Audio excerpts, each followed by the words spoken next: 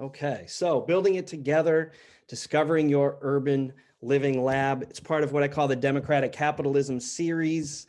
I will not get into the democratic capitalism part. That's not what this slide presentation is about. However, I do want to make note, just because I find it special, the one of the principal modern proponents of democratic capitalism, as he defined it and created at the Carey Center for Democratic Capitalism at Rutgers University, is a gentleman by the name of Ray Carey.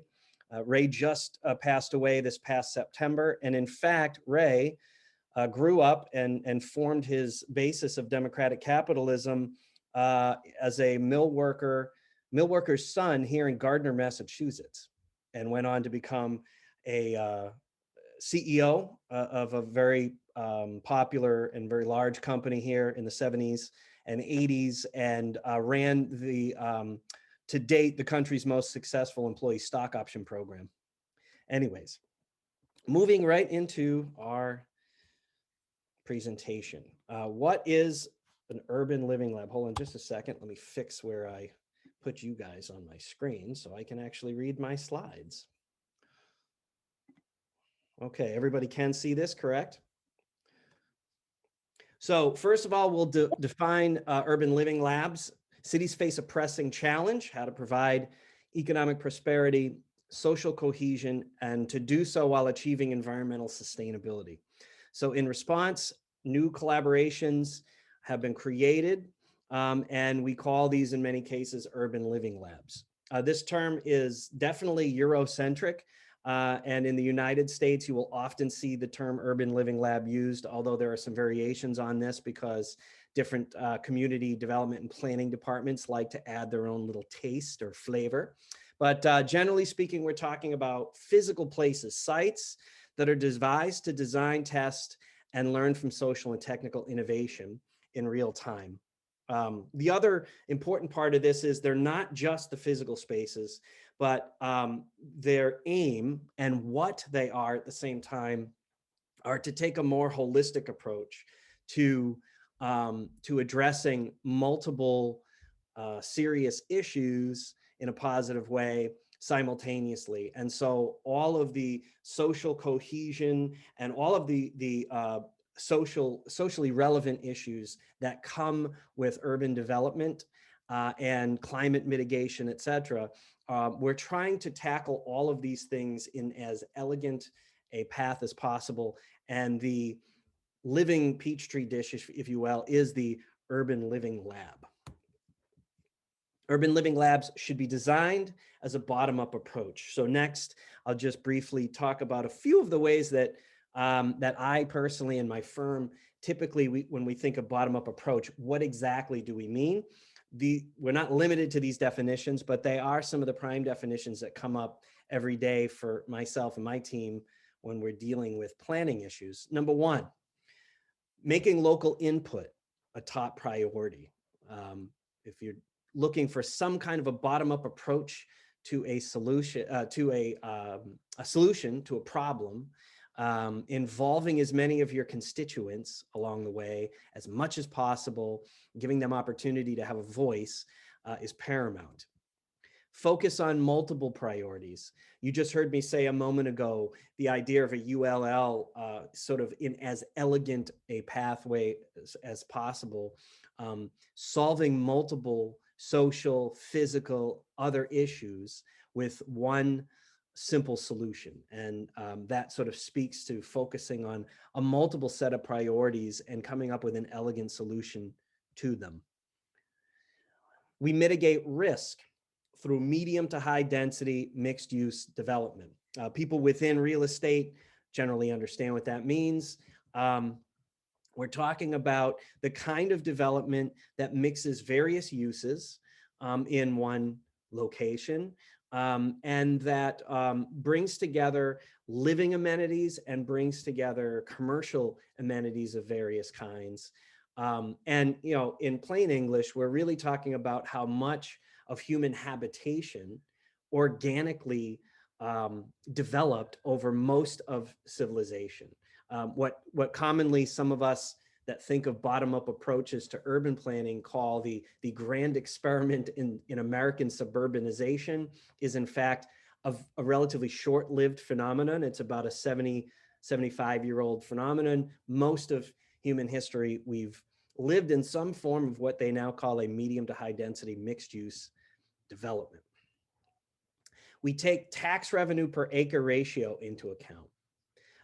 So again, in plain English, if we look at relatively dense living and working conditions from a municipal tax standpoint, a typical small town downtown parcel with a single property on it, usually, and again, this wasn't always purposeful, it organically happened over hundreds of years.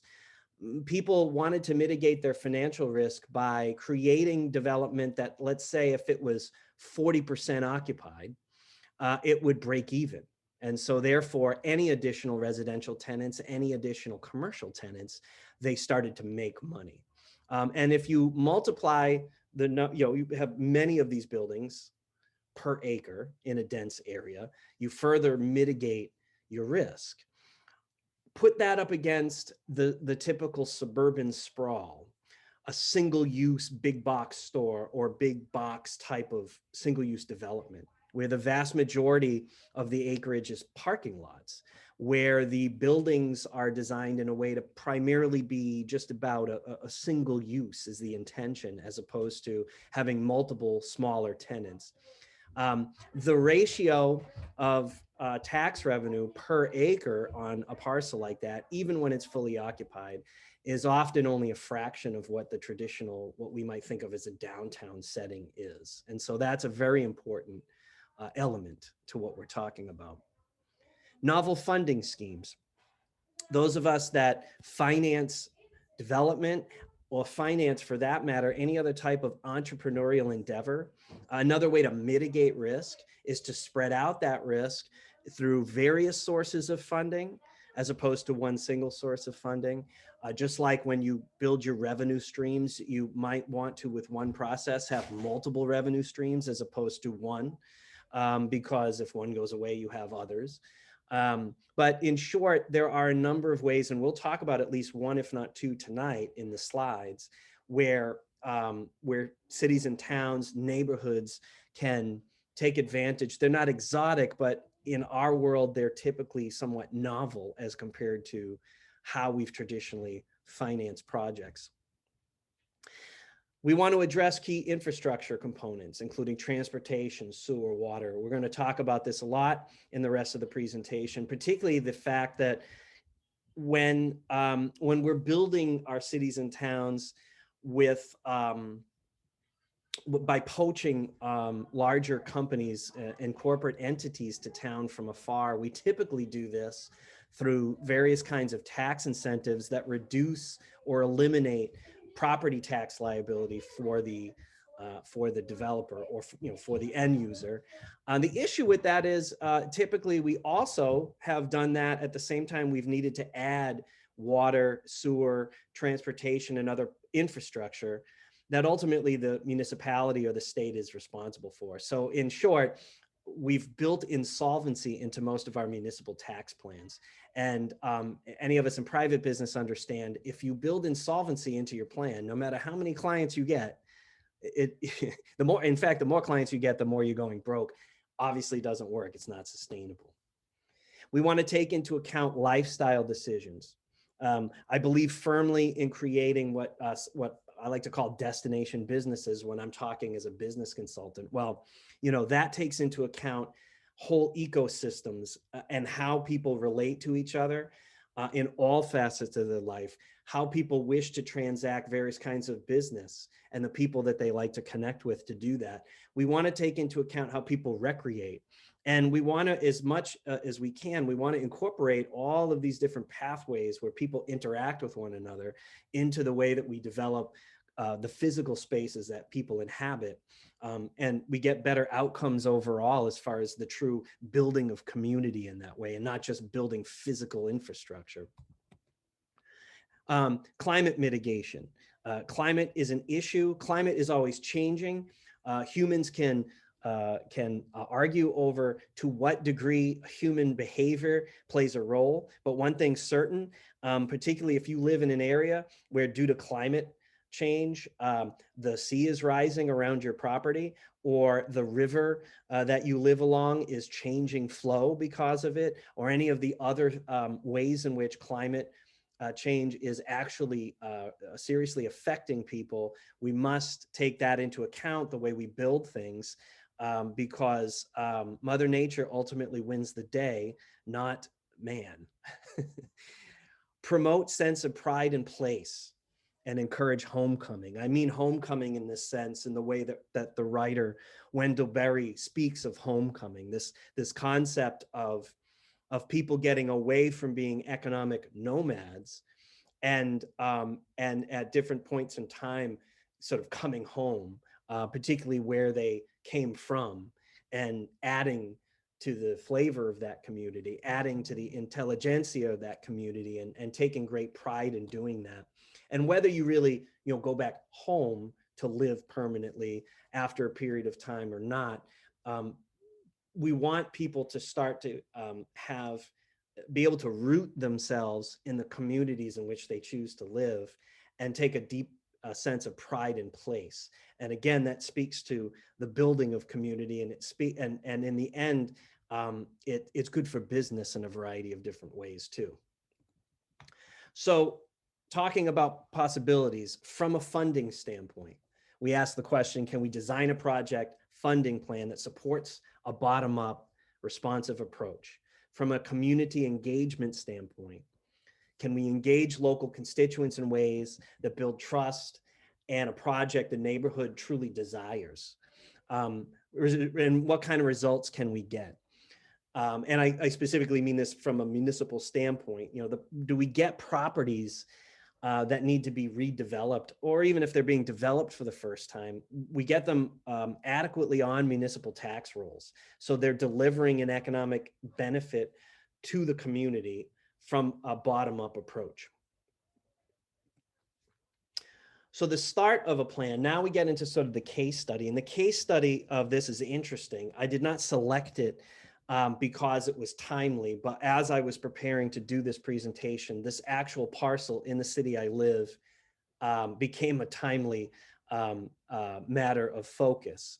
And so I'm going to lay out just a few key parameters that lend context to the case study that we're talking about. At one point in time in the community I live in, the community, as part of its preparation of an urban development plan, had done this inventory of what I like to call microsites.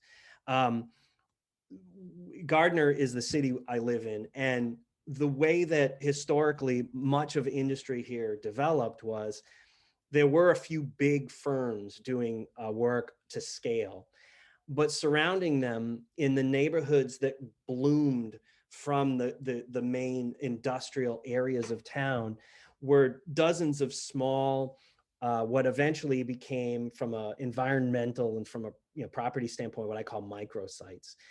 Many of them they were all businesses that supported the large mills. And they all had a specialization. Some turned styles for the furniture makers all day. Some created specific kinds of machining, or they fabricated different tools, and they really focused on that. And then they started often in people's homes, and then those homes gradually grew into small scale commercial properties. And this is all decades before zoning. And then neighborhoods organically grew up immediately around these buildings. And they largely did this before a time when everybody was driving in the car, and that our world became very car centric. So we're talking about very dense living and working. And eventually, as deindustrialization came to our community, a lot of these properties, at one point in time, there were 98 in all of them, became derelict to various degrees. Any number of them have toxins that were stored or were otherwise present on or around or in the properties. And yet the neighborhoods remained residential. And so this poses a variety of different challenges. So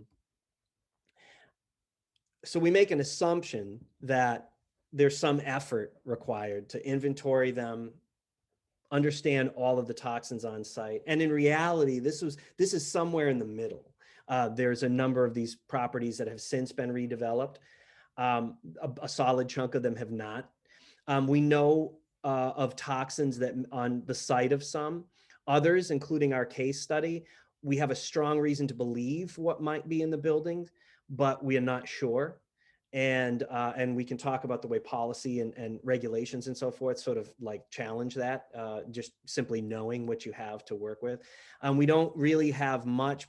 We have a small amount of sort of inventory of the architecture in case any of these places would be deemed architecturally significant from a historical or cultural standpoint. Suitable for safety reporting, presentation to stakeholders and developers, suitable for next steps in intentional planning. I mean, one thing they all really do share is that I would say, and I make the argument in our discussion right now, that they all present more of an opportunity, while we can't ignore the fact that they are a bit of a challenge. So we're talking about an address known as 177 West Street. This is a specific one of these microsites. You can probably notice here to the right of your screen, this is the tax record map. And if you can, I know it's hard to see, but if you can kind of make out that light blue line, that's the demarcation of the property. So it's a 1/4 of an acre. I politely here characterize it as being organically shaped. It's not your standard parcel. Therefore, if you look just to the southeast of the property, lines 80 and 99, you can see those numbers demarcating feet, is 173 West Street, which is a residence, and there are people living there. They do own that home, and it sits kitty corner against this 177 West Street. The entirety of the what you see on that map, and then some on both sides of what happens to be Route 68, is zoned commercial 1. So there are potentially, for redevelopment, there are potential challenges, none of them insurmountable, but potential challenges to parking or the nature of some kind of mixed use development here if it were to become that. So we are aware of these things.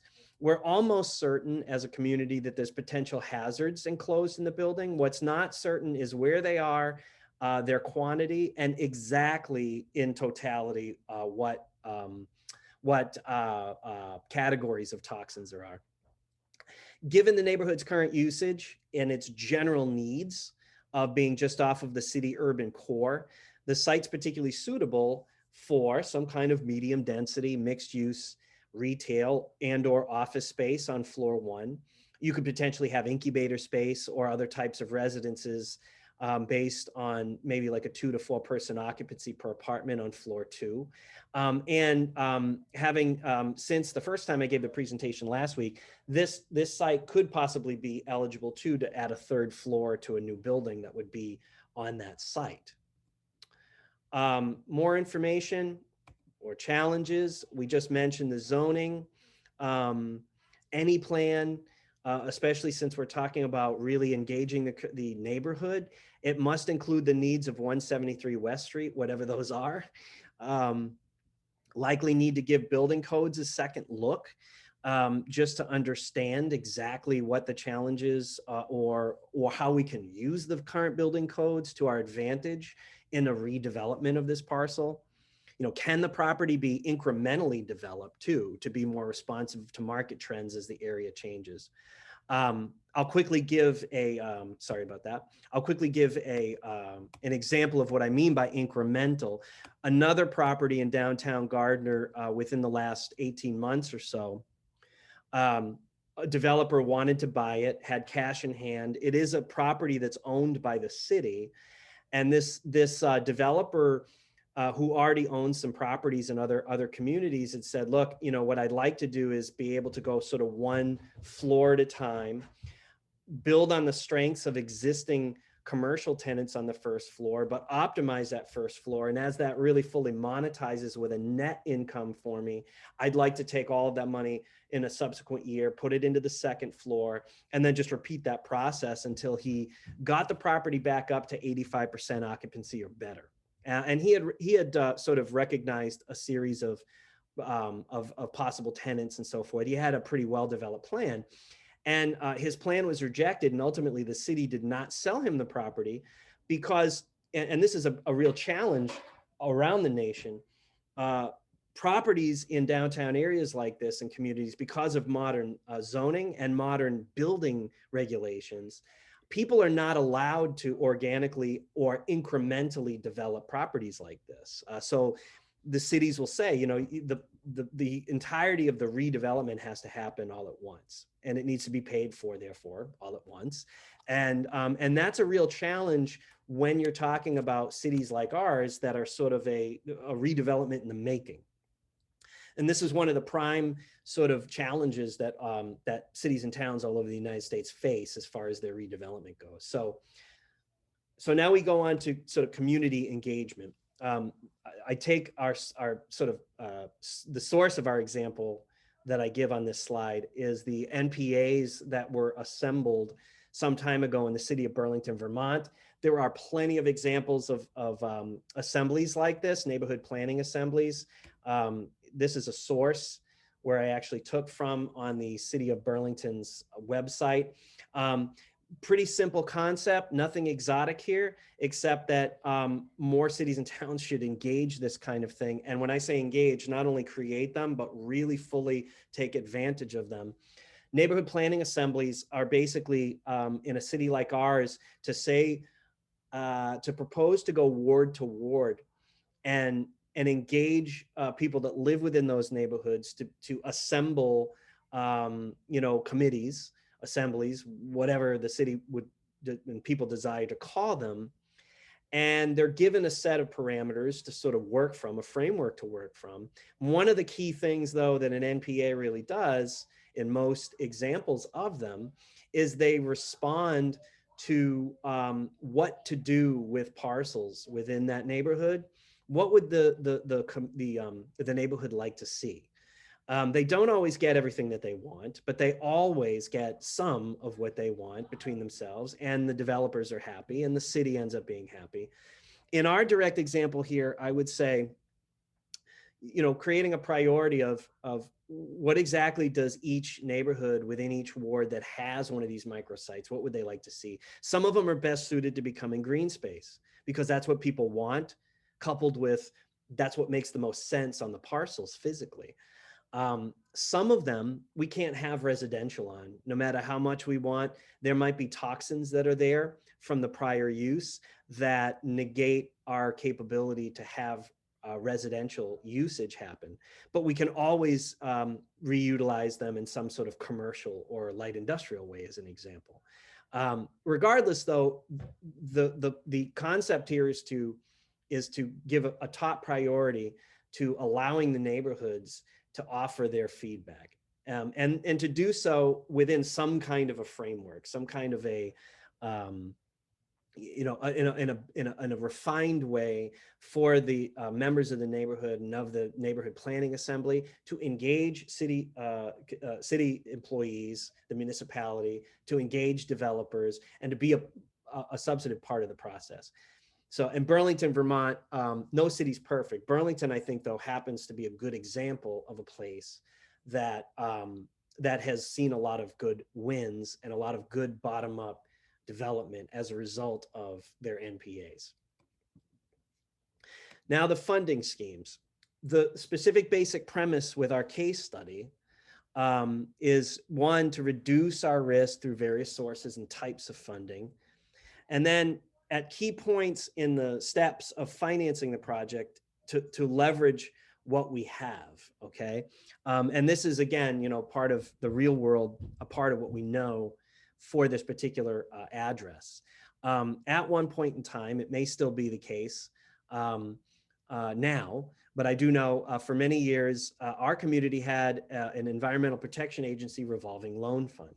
For those that may not know how RLFs work, the funds are lent, and usually there's a ratio. So a certain portion can be lent up to a certain percentage of the loan, and a certain portion, if the community desires, can also be granted. So it doesn't have to be paid back.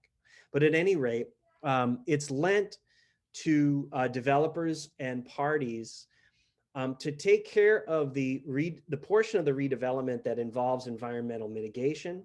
And if in course there's an EPA eligible environmental problem, then demolition can also be financed through the revolving loan fund, because demolition often becomes a real problem. Both demolition and environmental mitigation is not something in the United States that private banks have ever paid for. They just simply don't do it. They won't do it. And a major reason for the EPA to exist in the first place was to collect taxes largely from the biggest polluters, taxes and fines in the United States, and then to take that money and essentially re-grant it to our cities and towns that have brownfields and Superfund sites and so forth. And the RLF, as the name states, it's revolving. So the money coming back into the RLF can be relent over and over and over again. So in the case where we have multiple sites, all these small sites, that because they're small and because of all the other challenges we just mentioned, would not be attractive to nearly all developers, large and small, far and wide. The RLF can become a huge incentive because the city says, we will cover the costs of getting this cleaned up and getting it ready. We have a clear set of parameters from the neighborhood about what they like. We, the municipality, have also identified that you're an attracted to our neighborhood developer that understands in the first place what the end users would like to see in that neighborhood. So it's kind of a win for everybody because that's the kind of thing you like to build. That's the kind of thing the neighborhood wants. And all of those difficult to pay for things, now we can cover those with the RLF. So everybody gets a little bit of what they're looking for. And then in addition to that, we just talked about that. Additional state or federal funds could be utilized. They may not be necessary, but there are other types of programs for various kinds of bridge financing or grants for infrastructure if infrastructure is needed. Remember that the important thing is for all of the cases of smaller properties like this, we're talking about redeveloping and getting them back on the municipal tax rolls. So this isn't the kind of scenario where we're going to build infrastructure, but then give 20 years of free taxes to some kind of corporate entity. These are properties that will readily be able to pay the taxes back. So if there is an added infrastructure necessary, we can pay for its maintenance 20 years from now because we've been collecting the taxes along the way. One thing I want to point out to everybody, particular to Massachusetts, and most other states are going through a similar iteration. We have legislation on the desk of the governor right now. It's been vetoed, but it has come back to committee, to the legislature, and they're going to take another look at it. I just was at a meeting today. They're fighting over it right now, our climate change policy legislation, and also the transportation climate initiative, TCI legislation.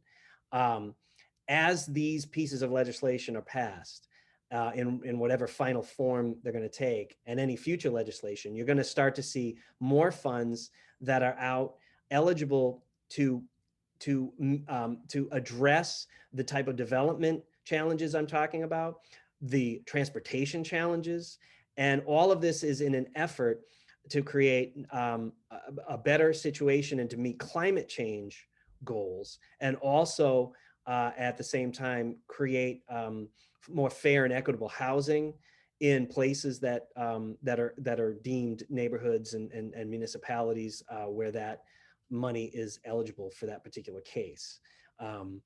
And while I can't speak to exactly how much those funds are going to be right now, they're substantial from what I've seen in both pieces of legislation.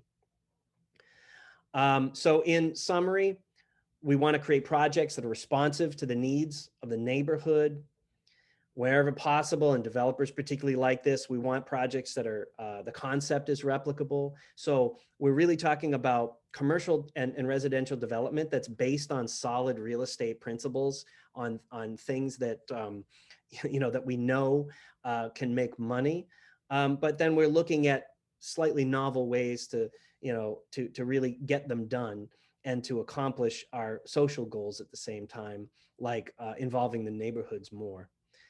We want projects that leverage public funds, externalize from municipal roles in the correct way for financial sustainability. So rather than a top-down approach based on largely federal and state grants, which sometimes those grants, sometimes what they pay for is responsive to what our local needs and desires are, but most of the time they're kind of generic and they're not. And that's why you'll have downtown parcels falling apart, and cities can get the money to tear down buildings, but they never seem to have the money to do something next with the property. It's just one of 1,000 examples. Or, you know, a city might have a bridge that really needs to be dealt with, and it happens to be the city's responsibility because it's not state highway, and yet they're in the midst of building a children's museum. And that's because they had grants to build the children's museum. Chuck Marone and I, in an interview, the founder of Strong Towns in January, talked about this very thing in Minnesota. You know, they're building children's museums because that's what the grants were for this year, even as there's serious infrastructure challenges to his city of Brainerd, Minnesota.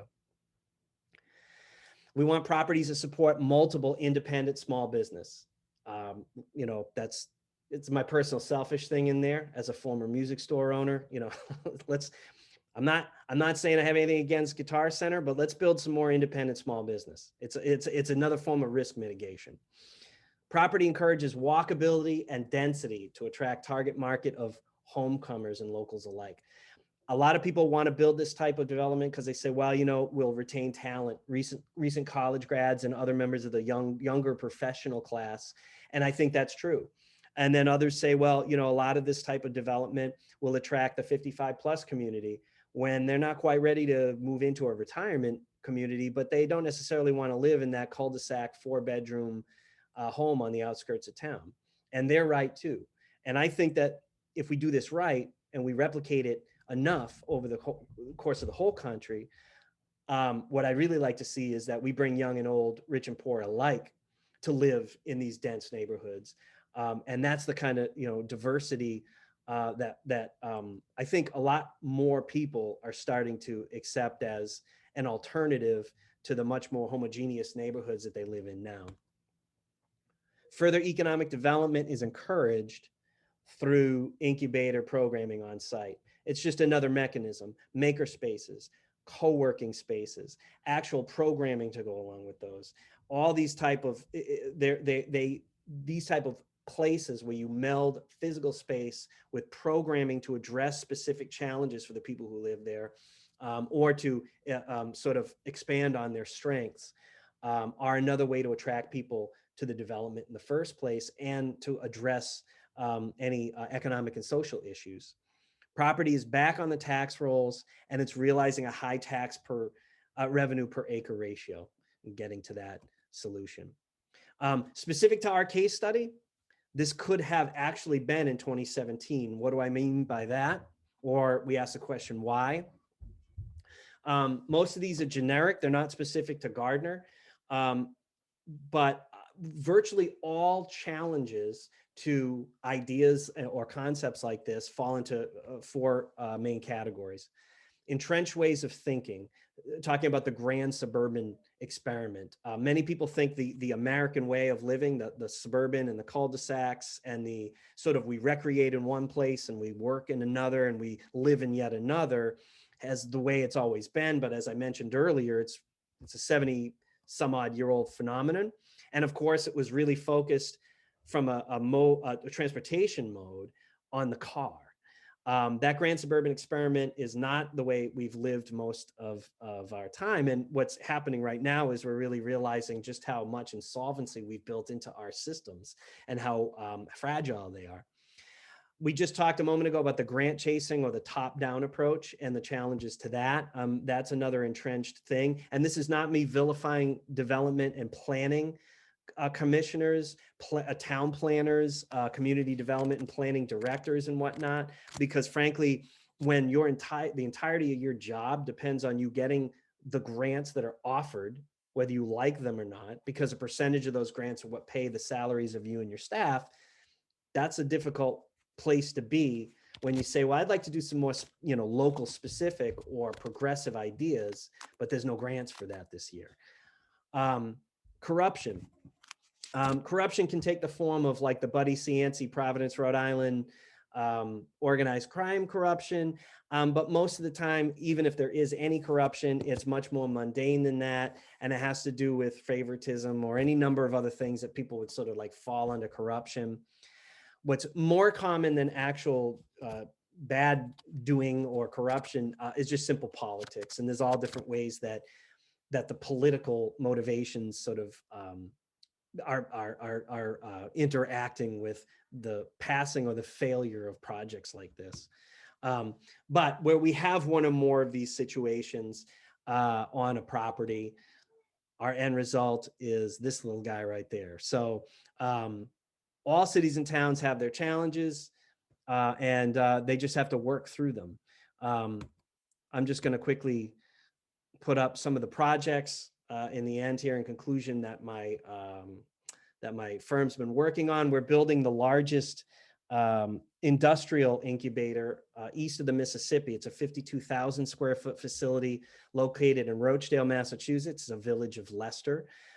We also include a triage program. That's a rapid response program originally designed because of the COVID-19 pandemic, but it's actually going to be outlasting COVID. And it's really for small businesses that find themselves on the brink of bankruptcy. And we come in with substantive ways to explore getting them out of that position, or if bankruptcy is needed, putting the owners in a better place for their next enterprise.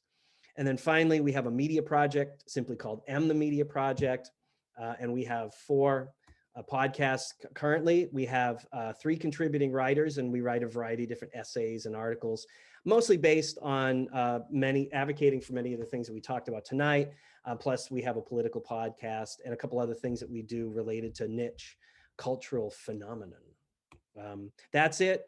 I have my information there. I'm going to just stop the share here for a minute.